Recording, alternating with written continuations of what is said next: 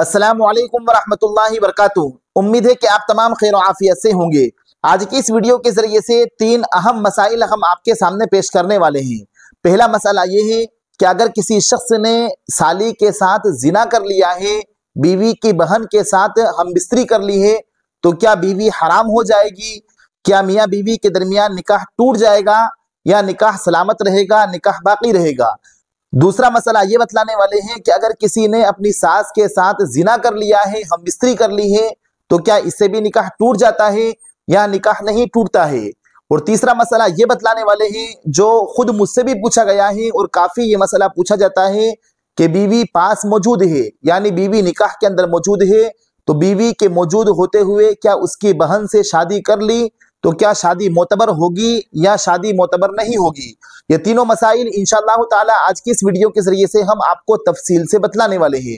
बस आपसे दरखास्त ये है कि आप वीडियो को आखिर तक देखें और वीडियो अच्छी लगे तो आप हमारी इस वीडियो को दूसरों के पास जरूर शेयर करें, और साथ साथ अगर अभी तक आपने हमारे इस चैनल को सब्सक्राइब ना किया हो तो आप हमारे इस चैनल को जरूर सब्सक्राइब कर लें। तो देखिए, ऐसे मसाइल का समझना बहुत जरूरी है।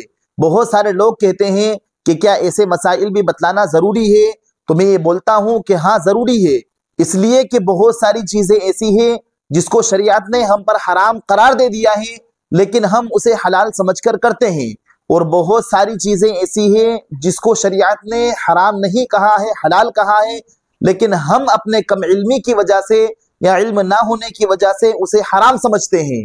तो जाहिर सी बात है कि जब शरीयत ने हराम करार दिया है, अगर हम उसे हलाल समझकर करेंगे तब भी हमारे लिए गुनाह का बाइस होगा, और अगर शरीयत ने हलाल कहा है और हम उसे हराम समझ रहे हैं तब भी हमारे लिए गुनाह का बाइस होगा।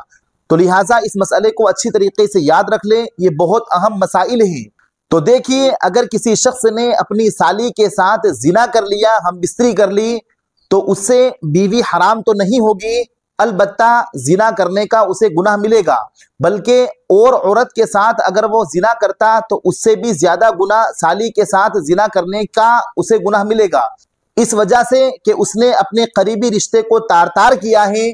तो लिहाजा हम इस मसले को अच्छी तरीके से याद रखें कि साली के साथ जिना करना यकीनन बहुत ज्यादा गुनाह की बात है, लेकिन इससे बीवी हराम नहीं होती है, मियाँ बीवी के दरमियान निकाह नहीं टूटता है। कई हजरात यही समझते हैं कि अगर साली के साथ जिना हो गया है तो बीवी हराम हो जाएगी, मियाँ बीवी के दरमियान निकाह टूट जाएगा। ऐसा कुछ भी नहीं है।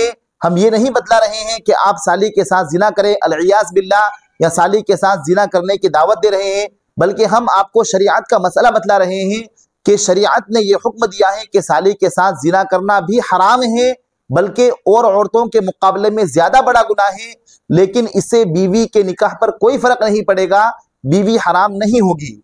अलबत्ता अगर किसी ने अपनी सास के साथ जिना कर लिया है, सास के साथ हम बिस्तरी कर ली है, तो इस मसले को अच्छी तरीके से याद रख लें, अपने जहन में बिठा लें कि सास के साथ हम बिस्तरी करने की वजह से बीवी हराम हो जाएगी। अगर किसी शख्स की सास जवान थी और उसने उसके साथ हम बिस्तरी कर ली, जिना कर लिया, तो उससे मियाँ बीवी के दरमियान निकाह टूट जाएगा, बीवी हराम हो जाएगी। अब देखिए, ये दोनों मसाइल अलग हैं। सास के साथ जिना करने की वजह से बीवी हराम हो जाती है और साली के साथ जिना करने की वजह से बीवी हराम नहीं होती है। अब इन दोनों मसाइल को लोग एक ही समझे हुए हैं और दोनों के मसाइल को यही समझते हैं कि निकाह टूट जाएगा। तो आप खुद समझिए कि शरीयत के मसाइल को या शरीयत के उसूल को समझना कितना जरूरी है।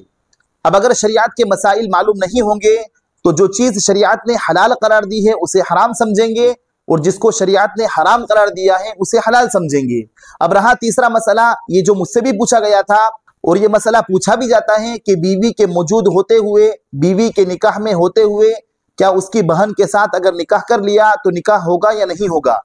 तो देखिए, इस मसले को भी अच्छी तरीके से याद रख लें कि दो बहन को एक निकाह में रखना ये बिल्कुल नाजायज और हराम है। अगर एक बहन पहले से निकाह में मौजूद है और किसी ने दूसरी बहन से भी निकाह कर लिया है तो दूसरा निकाह मुनाकिद ही नहीं होगा, दूसरा निकाह नहीं होगा।